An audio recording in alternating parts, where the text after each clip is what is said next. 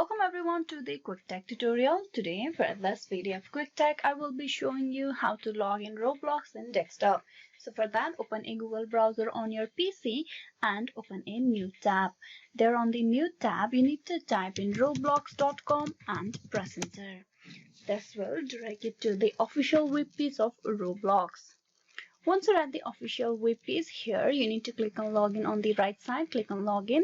For the logging in into the Roblox account, what you need to do is provide your username, email or phone, and then below you type in the password. Type in the details over here. Type in the username. Now below type in the password and then click on login. Here you need to go through some verification process. Then click on verify. Complete the verification process over here.